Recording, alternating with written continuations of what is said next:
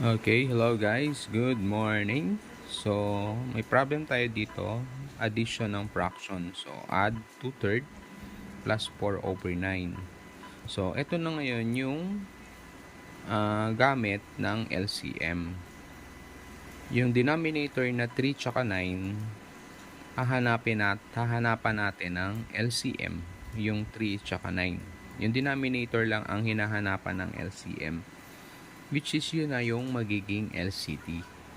So, yun yung purpose. Kaya hinahanap natin ang LCM ng mga numbers. Kasi ginagamit siya kapag nag-a-add and nagsusubtract ng fraction, ng dissimilar fraction.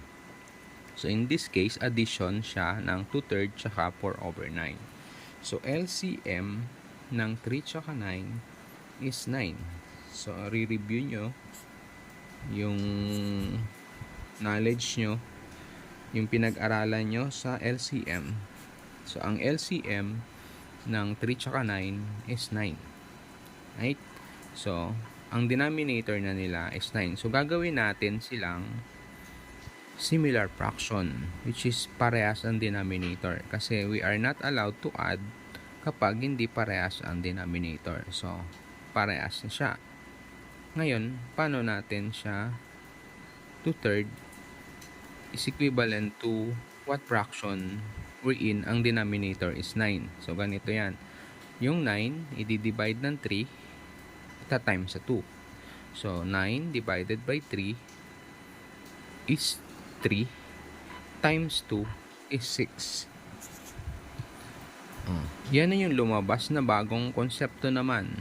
Ginagamit ang LCM para maging similar yung fraction, then makukuha din natin yung equivalent fraction ng isang fraction. 2/3 is equal to 6/9. Equivalent fraction. And syempre, 9 na siya. 9 divided by 9 is 1. Times 4 is 4. So, parehas na siya. Right? So, parehas na siyang 9 ang denominator. So, copy the denominator. Pag-iisayin na lang natin, din yung numerator is 6 plus 4. So, yung dalawang, no need to add yung dalawang denominator, simply copy. Then, yung numerator, 6 plus 4. What is 6 plus 4?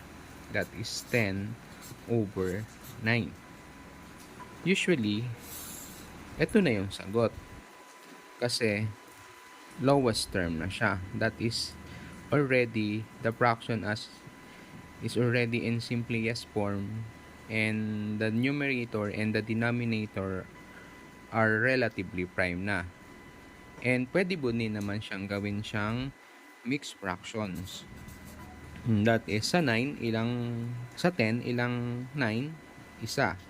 May natirang isa over 9. 10/9 or 1 and 1/9. Alright? So, follow for more.